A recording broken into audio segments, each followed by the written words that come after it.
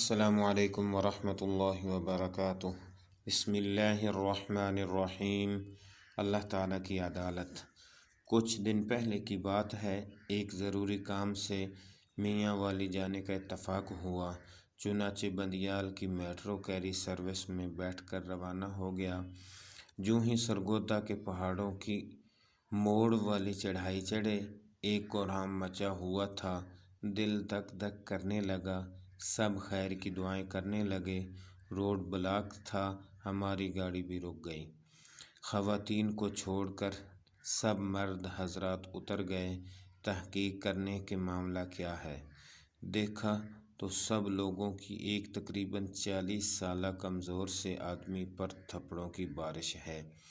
وجہ یہ بتائی جا رہی ہے کہ یہ آدمی مردہ مرغیاں جو کہ اکثر پولٹری فارمز والے اس موڑ کے پاس نالے میں پھینکتے ہیں لے جاتا ہے اور بیچتا ہے، آج رنگے ہاتھوں پکڑا گیا۔ دیکھا تو ایک تھیلے میں 2 چھیلی ہوئی مرغیاں بھی پڑی ہیں اور ساتھ ایک چادر بھی ہے جو شاید اس کی تھی۔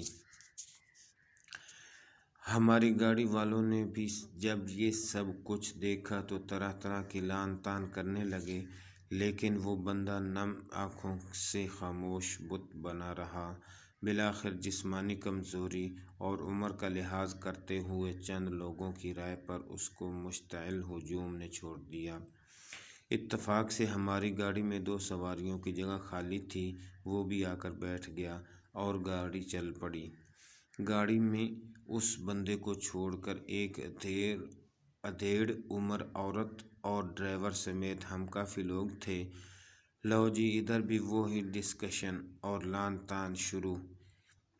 کسی نے سرگودا ہوٹل میں بکنے والی ذبح مرغی کو مردار مرغی ثابت کیا تو کسی نے خوشاب میں۔ کچھ نے برا بھلا کہا۔ عورت نے تو براہ راست اس بندے کو مخاطب کر کے کہا کہ آپ کو شرم نہیں آتی؟ یہ مردار مرغی لوگوں کو بیچ کے حرام کا پیسہ بچوں کو کھلاتے ہو، تمہارا ضمیر کبھی ملامت نہیں کرتا؟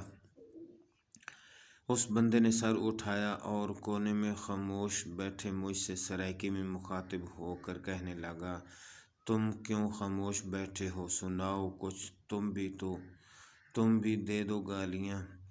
میں تھوڑا ششدر ہوا، پھر بولا، بنا تحقیق کے سنی سنائی بات پر واویلا کرنا اچھی بات نہیں ہوتی۔ گاڑی میں بیٹھے باقی لوگوں نے کن آنکھوں سے میری طرف دیکھا، یقیناً دل ہی دل میں ہنس رہے ہوں گے اور کہہ رہے ہوں گے کہ اس کو دیکھو، بڑا آیا سیاںا۔ اس بندے نے جو میری نظر میں ابھی ملزم سے مجرم نہیں ہوا تھا، وہ بندہ رو پڑا اور کہنے لگا، تم گواہ رہنا، قیامت کے دن اللہ کے سامنے پیش ہوں گا۔ یہ لوگ ہوں گے جس نے مجھے مارا، جس نے گالی دی، اور میرا ہاتھ ہوگا اور ان کا گریبان ہوگا۔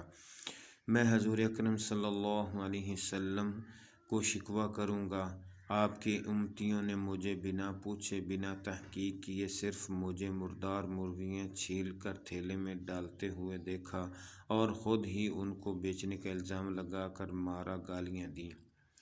پھر وہ پوری گاڑی کے مسافروں سے مخاطب ہو کر کہنے لگا، بھائیو، میں جوہر آباد کا ہوں، میرا اپنا شو روم تھا، 3 سال سے مجھے بلڈ کینسر ہو گیا، سب کچھ بیچ کر علاج پر لگا دیا، ہر مہینے 2 بوتل خون بھی لگتا ہے، ہم 2 بھائی ہیں۔ جب مجھ پر بھائی کا قرض 4 لاکھ سے زیادہ ہو گیا تو بھائی نے مزید قرض دینے سے انکار کر لیا اور پیسے واپس مانگنے لگا۔ میں نے مکان میں اپنا حصہ قرض میں سے اس کو دے دیا۔ 4 مہینے سے سرگودا میں ہوں، میری 4 بیٹیاں ہیں، سب سے بڑی بیٹی 7 سال کی ہے، بیماری اور کمزوری کی وجہ سے کام نہیں کر سکتا، کام نہیں تو پیسے بھی نہیں، بھیک مانگنا لعنت ہے، 2 ماہ سے خون کی بوتلوں کے لیے بھی پیسے نہیں، سفید پوشی سے چل رہی ہے زندگی کی گاڑی۔ پھر وہ شخص تھوڑا سا خاموش ہوا اور رو پڑا اور آنسو صاف کرتے ہوئے بولا، میری بیٹیاں جب سے سرگودا آئی ہیں روز بولتی ہیں، ابو آج گوشت لائیں، ابو آج مرغی پکائیں۔ میں نے آج فارم والوں کو یہاں تازہ مردار مرغیاں پھینکتے دیکھا، سوچا آج اپنی بچیوں کی خواہش پوری کروں گا، ان کو کیا خبر، بس خوش ہو جائیں گی۔ اس کے بعد وہ آدمی رونے لگا، ہم سب کی آنکھوں سے بھی آنسو نکل گئے۔ وہ باہر کی مار اور حالات کے شکار سے اندر سے بھی جلا ہوا تھا۔ پھر وہ جولیاں بھر بھر مارنے اور ڈانٹنے والوں کو بددعائیں دینے لگا۔